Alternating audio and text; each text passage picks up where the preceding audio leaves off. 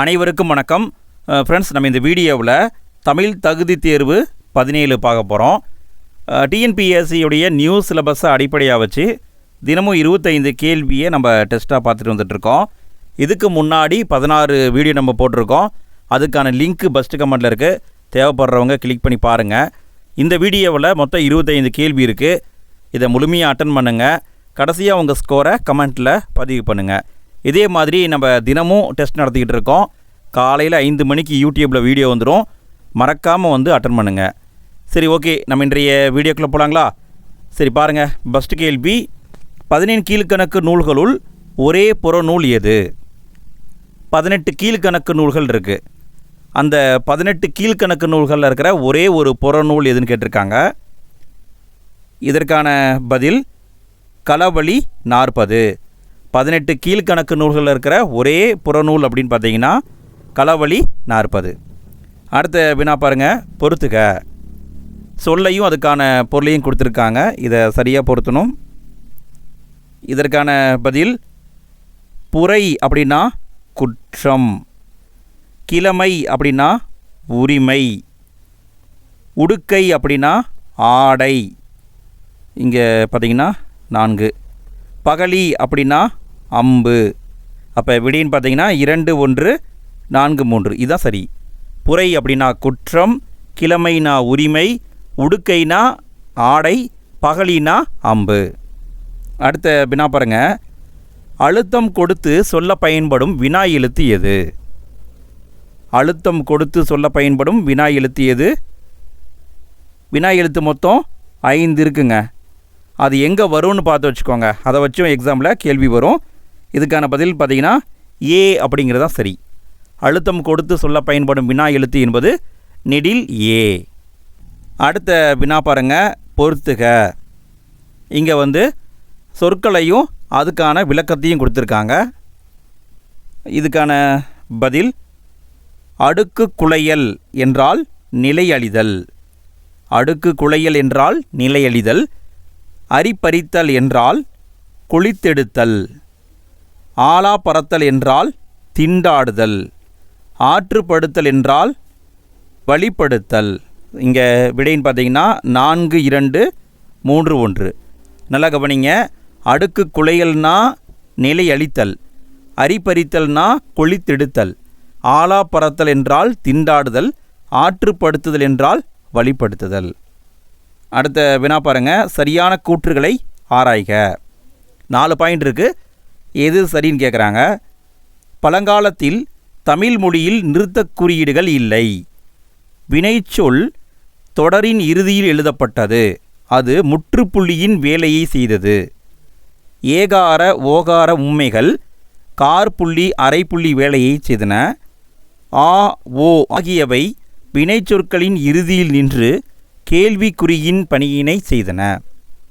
இதில் எது சரின்னு கேட்குறாங்க. இங்கே விடைன்னு பார்த்தா அனைத்துமே சரிதாங்க. நிறுத்தற் குறியீடு அப்படிங்கிறது நவீன காலத்தில் அச்சு இயந்திரம் கண்டுபிடிக்கப்பட்ட பிறகு தான் உருவானது. முன்னாடி தமிழில் பார்த்திங்கன்னா இல்லை. ஸோ அப்போ எப்படியெல்லாம் பண்ணியிருக்காங்கன்னு பார்த்தீங்கன்னா, வினைச்சொல்ல தொடருடைய இறுதியில் இருக்காங்க. அது முற்றுப்புள்ளியாக செயல்பட்டிருக்கு. ஏகார உம்மைகள் கார்புள்ளியாகவும் ஓகார உம்மைகள் அரைப்புள்ளியாகவும் வேலை பார்த்துருக்கு.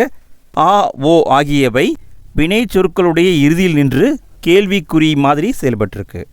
இங்கே விடைன்னு பார்த்தா அனைத்துமே சரிதான். அடுத்த வினா பாருங்க. இதை செய்வாயா என்று வினவிய போது நீயே செய் என்று கூறுவது. இதை செய்வாயா அப்படின்னு கேட்குறாங்க. அதுக்கு அவங்க நீயே செய் அப்படின்னு சொல்கிறாங்க. இப்படி சொல்வது ஏவல் விடை. அதாவது நம்ம கேட்குறோம், நம்ம மேலேயே ஏவி விடுறாங்க. ஸோ இப்படி சொல்வது ஏவல் விடை. அடுத்த வினா பாருங்கள். சரியான கூற்றை கண்டறிக. இங்கே இணைப்பு சொல் அதன் அடிப்படையில் கேட்டிருக்காங்க. கருமேகங்கள் வானில் திரண்டன, மழை பெய்யவில்லை.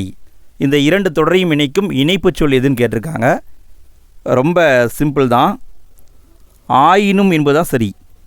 வானில் திரண்டன ஆயினும் மழை பெய்யவில்லை என்பதான் சரியான தொடர். அடுத்த வினா பாருங்கள். சரியான கூற்றுகளை கண்டறிக. இங்கே வினைமுற்ற கொடுத்துருக்காங்க. எந்த டைப்பான வினைமுற்றுன்னு கரெக்டாக கண்டுபிடிச்சு பொருத்தணும். இதற்கான பதில் பொன்னன் அப்படின்னா பொன்னை உடையவன் என்று அர்த்தம். பொன் அப்படின்னா பொருள். அப்போ இது பொருள் குறிப்பு வினைமுற்று. ஊரன் அப்படின்னா ஊர், இது வந்து இடப்பெயர். ஸோ இது பார்த்திங்கன்னா இடக்குறிப்பு வினைமுற்று. காரான், காரான் அப்படின்னா காலப்பெயர். இங்கே கால குறிப்பு வினைமுற்றாக வந்திருக்கு. இங்கே 4. பல்லன் அப்படின்னா பல்லு, பல்லை உடையவன் என்ற அர்த்தம். பல் என்பது சினை. ஸோ இங்கே வந்து இருக்கிறது சினை குறிப்பு வினைமுற்று. அப்போ இங்கே விடைன்னு பார்த்தீங்கன்னா 2, 3, 4, 1 இதுதான் சரி. அடுத்த வினா பாருங்கள். பிழையான தொடரை கண்டறிக. இங்கே எப்படி கேட்டிருக்காங்கன்னா சந்தி பிழையை வச்சு கேட்டிருக்காங்க. சந்தி பிழைன்னா நம்ம என்ன சொன்னோம்? வல்லினம் மிகும் இடங்கள், வல்லினம் மிகாத இடங்கள். ஸோ அந்த கான்செப்டை வச்சு நீங்கள் கண்டுபிடிச்சி சொல்லணும். இதுக்கான பதில் குதிரை கனைத்தது என்பது சரி. இங்கே வல்லினம் மிகாது, ஏன்னா இது வந்து எழுவாய் தொடர். எழுவாய் தொடரில் வல்லினம் மிகாது. எனது கை என்பது 6ஆம் வேற்றுமை தொகை வந்திருக்கு. இங்கேயும் வல்லினம் மிகாது, இதுவும் சரிதான். தரும்படி கேட்டான், தரும்படி வரும்படி இப்படி வந்தால் அங்கே வல்லினம் மிகாது, சரிதான். அறிவு கல்லூரி என்பது தவறு. இங்கே வந்து வல்லினம் மிக வேண்டும். ஏன்னா அறிவு கல்லூரி என்பது இங்கே முற்றியலுகரம் வந்திருக்கு. முற்றியலுகரத்துக்கு பின்னாடி வல்லினம் கண்டிப்பாக மிகும். இதுதான் தவறு. அடுத்த வினா பாருங்கள். திருக்குறள் அதிகாரங்களை பொறுத்துக. திருக்குறளில் என்னென்ன அதிகாரம் இருக்குது அப்படின்னு பொறுத்து சொல்லியிருக்காங்க. அதிகாரம் அப்படின்னாலும் அதுக்குள்ளே இருக்கிற இயல்களை வச்சு கேட்டிருக்காங்க. இதுக்கான பதில் அரசியலில் 25 அதிகாரம் இருக்குது, அமைச்சியலில் 32 அதிகாரம் இருக்குது, ஒலிபியலில் 13 அதிகாரம் இருக்குது, இல்லறவியலில் 20 அதிகாரம் இருக்குது. இங்கே விடைன்னு பார்த்தீங்கன்னா 1, 2, 3, 4 என்பது சரி. இதை வந்து நல்லா பார்த்து வச்சுக்கோங்க ஃப்ரெண்ட்ஸ். திருக்குறளை பொறுத்த வரைக்கும் நிறைய கொஸ்டின்ஸ் வரலாம், எப்படி வேணாலும் கேட்கலாம். ஸோ பார்த்து வச்சுக்கோங்க. அரசியல்னா 25, அமைச்சியல்னா 32, ஒலிபியல்னா 13, இல்லறவியல்னா 20. அடுத்த வினா பாருங்கள். சரியான கூற்றுகளை கண்டறிக. இங்கே என்ன கொடுத்துருக்காங்க அப்படின்னா எழுத்துக்கள் எங்கே உருவாகுது அப்படிங்கிறத இங்கே கொடுத்துருக்காங்க. சரியாக பொருத்தணும். இதுக்கான பதில் இந்த இர்ரும் இல்லும் மேல்வாயை நாக்கின் நுனி தடவுவதால் உருவாகிறது. இந்த 2 எழுத்துக்களும், இந்த இர் அப்படிங்கிறதும் இல் அப்படிங்கிறதும் மேல்வாயை நாக்குடைய நுனி தடவுவதால் உருவாகிறது. இவ்வு அப்படிங்கிறது மேல்வாய் பல்லை கீழ் உதடு பொருந்துவதால் உருவாகிறது. உச்சரித்து பாருங்கள். இவ்வு அப்படிங்கும் போதே மேல்வாய் பல்லை கீழ் உதடு பொருந்தும். இப்பு இம்மு அப்படிங்கிறது மேல் உதடும் கீழ் உதடும் பொருந்துவதால். இங்கே வந்து மாறி வந்திருக்குங்க, டைப்பிங் மிஸ்டேக்கு, பார்த்துக்கோங்க. மேல் உதடும் கீழ் உதடும் பொருந்துவதால் இப்பு இம்மும் உருவாகும். இரு இன்னு இந்த 2ம் மேல்வாயை நாக்கின் நுனி மிகவும் பொருந்துவதால் உருவாகும். இங்கே விடைன்னு பார்த்தீங்கன்னா 2, 1, 3, 4 தான் சரி. எங்கே எழுத்துக்கள் உருவாகும் அப்படிங்கிறதையும் பார்த்துக்கோங்க. இதை வச்சு எக்ஸாமில் கேள்வி வரும். அடுத்த வினா பாருங்கள். சரியாக பொருந்தியதை கண்டறிக. இங்கே என்ன கொடுத்துருக்காங்க அப்படின்னா நூல்களையும் அதை எழுதிய ஆசிரியர்களையும் கொடுத்துருக்காங்க. இதில் எது கரெக்டு அப்படின்னு சொல்லணும். இதுக்கான பதில் நான்மணிக்கடிகையின் ஆசிரியர் விளம்பி நாகனார். ஸோ இது தவறாக வந்திருக்கு. இனியவை 40 என்பதன் ஆசிரியர் போதஞ்சேந்தனார், இது சரியாக வந்திருக்கு. முதுமொழி காஞ்சியின் ஆசிரியர் கூடலூர் கிளார், இங்கே வந்து தவறாக வந்திருக்கு. இன்னா 40 கபிலர், தவறாக வந்திருக்கு. அப்போ இங்கே சரின்னு பார்த்தீங்கன்னா 2 மட்டும் சரி. அப்போ நல்லா கவனிங்க. நான்மணிக்கடிகையின் ஆசிரியர் விளம்பி நாகனார், இனியவை 40 இதனுடைய ஆசிரியர் பூதஞ்சேந்தனார், முதுமொழி காஞ்சியின் ஆசிரியர் கூடலூர் கிளார், இன்னா 40 ஆசிரியர் கபிலர். அடுத்த வினா பாருங்கள். பொறுத்துக. இங்கே என்ன கொடுத்துருக்காங்க அப்படின்னா நூல்களையும் அந்த நூல்களில் எத்தனை பாட்டு இருக்குது அப்படிங்கிறதையும் கொடுத்துருக்காங்க. இதை சரியாக பொருத்தணும். இதுக்கான பதில் மூதுரையில் 31 பாடல்கள் இருக்குது, இங்கே 4. ஆசரக்கோவையில் 100 வெண்பாக்கள் இருக்குது. அறநெறிச்சாரம் இதில் 225 பாடல்கள் இருக்குது. நீதிநெறி விளக்கம் இதில் 102 வெண்பாக்கள் இருக்குது. ஸோ இங்கே விடைன்னு பார்த்தீங்கன்னா 4, 2, 3, 1 இதுதான் சரி. மூதுரையில் 31 பாட்டு இருக்குது, ஆசரக்கோவையில் 100 வெண்பாக்கள் இருக்குது, அறநெறிச்சாரத்தில் 225 பாடல்கள் இருக்குது, நீதிநெறி விளக்கத்தில் 102 வெண்பாக்கள் இருக்குது. ஃப்ரெண்ட்ஸ், நான் இங்கே ஒரு கேள்வியை கேட்குறேன், பதிலை கமெண்ட்டில் பதிவு பண்ணுங்கள். நீதிநெறி விளக்கம் இருக்குது பார்த்தீங்களா, இதில் இருக்கிற பாதி பாடல்களுக்கு ஒருத்தர் உரை எழுதியிருப்பார். இதை பழைய சமச்சீர் புத்தகத்தில் கொடுத்துருப்பாங்க, 10th புத்தகத்தில் அவரை பற்றி கொடுத்துருப்பாங்க. அவர் யார் அப்படிங்கிறது தெரிஞ்சால் கமெண்ட்டில் பதிவு பண்ணுங்கள். தெரியாத நண்பர்கள் கமெண்ட்டில் போட்டிருப்பாங்க, ஆன்சரை பார்த்து தெரிஞ்சு வச்சுக்கோங்க, கேட்க வாய்ப்பு இருக்குது. அடுத்த வினா பாருங்கள், சரியாக பொருந்தியதை கண்டறிக. இங்கே என்ன பண்ணியிருக்காங்க அப்படின்னா, அதாவது ஒரு கவிஞருடைய பெயரையும் அவருக்கான இயற்பெயரையும் கொடுத்துருக்காங்க. எது சரியாக பொருந்தி இருக்குது அப்படின்னு கண்டுபிடிக்கணும். இதுக்கான பதில் புதுமைப்பித்தனுடைய இயற்பெயர் சோ விருத்தாச்சலம், இங்கே மாறி வந்திருக்கு. எழில் முதல்வனுடைய இயற்பெயர் மா ராமலிங்கம், இங்கேயும் மாறி வந்திருக்கு. கண்ணதாசனுடைய இயற்பெயர் முத்தையா, இதுவும் மாறி வந்திருக்கு. சுரதாவுடைய இயற்பெயர் ராசகோபாலன், சரியாக வந்திருக்கு. அப்போ இங்கே பார்த்தீங்கன்னா 4 மட்டும் சரி. புதுமைப்பித்தனுடைய இயற்பெயர் சோ விருத்தாச்சலம், எழில் முதல்வனுடைய இயற்பெயர் மா ராமலிங்கம், கண்ணதாசனுடைய இயற்பெயர் முத்தையா, சுரதாவுடைய இயற்பெயர் ராசகோபாலன். அடுத்த வினா பாருங்கள், சரியாக பொருந்தியதை கண்டறிக. அதாவது இங்கே 4 ஆப்ஷன் கொடுத்துருக்காங்க இல்லைங்களா, இதில் எதெல்லாம் சரியாக இருக்குது எது தப்பாக இருக்குதுன்னு கண்டுபிடிக்கணும். இது பார்த்திங்கன்னா வேற்றுமொழி சொற்களை கொடுத்துருக்காங்க. இதுக்கான பதில் கொலுசு என்பது தெலுங்கு மொழியிலிருந்து வந்த சொல், சரிதான். சொத்து என்பது கன்னட மொழியிலிருந்து வந்திருக்கு, சரிதான். மேசை என்பது உருது கிடையாது, தவறு. மேசை என்பது போர்த்துகீசியம், மேசை என்பது போர்த்துகீசியம் மொழிச்சொல், ஸோ இங்கே தவறாக வந்திருக்கு. ஆஸ்பத்திரி என்பது பிரெஞ்சு மொழிச்சொல், இங்கே பார்த்தீங்கன்னா 1, 2, 4 சரி, 3 தவறு. நல்லா கவனிங்க, கொலுசு அப்படிங்கிறது தெலுங்கு மொழிச்சொல், சொத்து அப்படிங்கிறது கன்னட மொழிச்சொல், ஆஸ்பத்திரி என்பது பிரெஞ்சு மொழிச்சொல், மேசை என்பது போர்த்துகீசிய மொழிச்சொல். அடுத்த வினா பாருங்கள், ஒரு வினைமுற்று எச்சப்பொருள் தந்து மற்றொரு வினைமுற்றை கொண்டு முடிவது. ஒரு வினைமுற்று இருக்குது, அது எச்சப்பொருளை கொடுத்து இன்னொரு வினைமுற்றை கொண்டு முடிவது, அதற்கு பெயர் முற்றெச்சம் அப்படின்னு சொல்லுவாங்க, முற்றெச்சம் அப்படின்னு சொல்லுவாங்க. அடுத்த வினா பாருங்கள், திருக்குறளில் கொடுத்துருக்காங்க, டேஸ் கருதினும் கைகூடும் காலம் கருதி இடத்தார் செய்யின். இங்கே என்ன சொல் வரும் அப்படின்னு கேட்குறாங்க. இப்படியெல்லாம் எக்ஸாமில் கேட்டிருக்காங்க ஃப்ரெண்ட்ஸ். இதுக்கான பதில் நியாலம் என்பது சரி. நியாலம் கருதினும் கைகூடும் காலம் கருதி இடத்தார் செய்யின், இதுதான் கரெக்டு.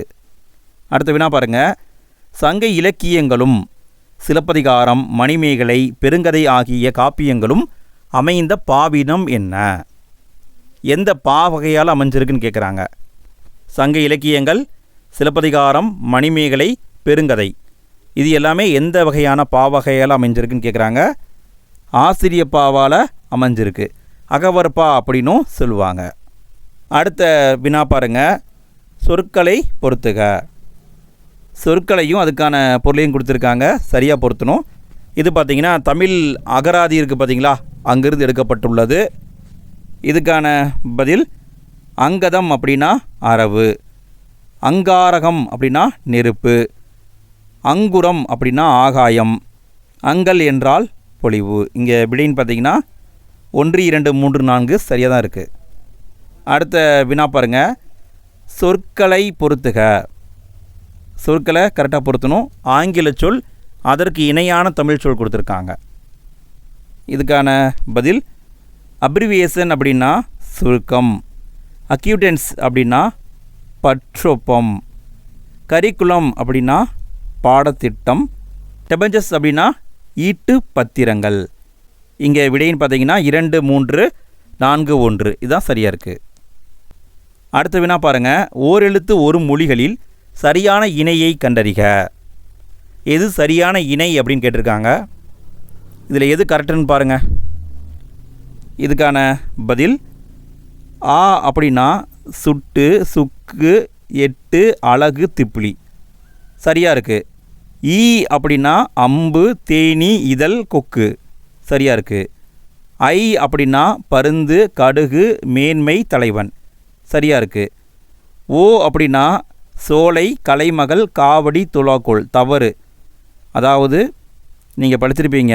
கா அப்படின்னா தான் சோலை, சோலைனா காடு, காய் என்றால் தான் காடு, ஓ வராது. ஸோ இதுதான் தவறு. அப்போ விடைன்னு பார்த்தீங்கன்னா 1, 2, 3 தான் சரி, 4 தவறு. அடுத்த வினா பாருங்கள். சொற்களின் வகைகளை பொறுத்துக. இங்கே வந்து இலக்கண குறிப்பு கொடுத்துருக்காங்க ஃப்ரெண்ட்ஸ். இதுக்கான பதில் அன்பும் அறமும் என்பது எண்ணுமை, நன்களம் என்பது பண்புத்தொகை, மறத்தல் என்பது தொழில் பெயர், உலகு என்பது ஆகு பெயர். அப்போ இங்கே விடைன்னு பார்த்தீங்கன்னா 4, 2, 3, 1 இதுதான் சரி. அடுத்த வினா பாருங்கள். ஆடுகளம் இந்த சொல்லில் வல்லினம் மிகாது என்பதற்கான காரணம் யாது? ஆடுகளம் இதில் வல்லினம் மிகுந்து வராது, ஏன் வராது அப்படின்னு கேட்குறாங்க. இதுக்கான பதில் ஆடுகளம் என்பது வினைத்தொகை, வினைத்தொகையில் வல்லினம் மிகாது, அதனால தான் இங்கு மிகுந்து வரவில்லை. அடுத்த வினா பாருங்க. பிழையற்ற தொடரை கண்டறிக. எது பிழையற்ற தொடர்ன்னு கண்டுபிடிக்கணும். முருகன் பேசியபடி பணம் கொடுத்தான் என்பதுதான் சரி. துட்டு அப்படின்னு வரக்கூடாது, இது வேற்றுமொழி சொல். சரி, அடுத்தது பாருங்கள். இந்த இரண்டும் ஒரே மாதிரி இருக்கே, இது ஏன் சரின்னு சொல்கிறீங்கன்னு பார்த்தீங்கன்னா, இது வந்து இடைச்சொல். இடைச்சொல் வந்து எப்பொழுதும் சொற்களோடு சேர்ந்து தான் வரணும், தனியாக வரக்கூடாது. அதனால தான் இது சரி. அடுத்த வினா பாருங்கள், கடைசி வினா. சாரியை இடத்தில் இத்து இடம் பெறுவது. சாரியை வரவேண்டிய இடத்துல இத்து அப்படிங்கிறது இடம்பெற்றால் அது என்னன்னு கேட்குறாங்க. எழுத்து பேரு. சாரியை இடத்துல இத்து வந்தால் அது எழுத்து பேரு. ஃப்ரெண்ட்ஸ், நம்ம இந்த வீடியோவில் மொத்தம் 25 கேள்வியை பார்த்துருக்கோம். உங்கள் ஸ்கோரை கமெண்ட்டில் பதிவு பண்ணுங்கள். ஃபஸ்ட்டு கமெண்ட்டில் நம்ம இதுக்கு முன்னாடி டெஸ்ட் நடத்திருக்கோம் இல்லைங்களா, அதுக்கான லிங்க்கை கொடுத்துருக்கேன், மறக்காமல் கிளிக் பண்ணி பாருங்கள். இதே மாதிரி அடுத்தடுத்த நாளில் தொடர்ந்து நம்ம டெஸ்ட் நடத்திக்கிட்டே இருப்போம். காலையில் 5 மணிக்கு டெஸ்ட் நடக்கும், மறக்காமல் வந்து கலந்துக்கோங்க. அடுத்த வீடியோவில் மீண்டும் சந்திப்போம். இன்றைய நாள் இனிய நாளாக அமைய வாழ்த்துக்கள். அனைவருக்கும் நன்றி.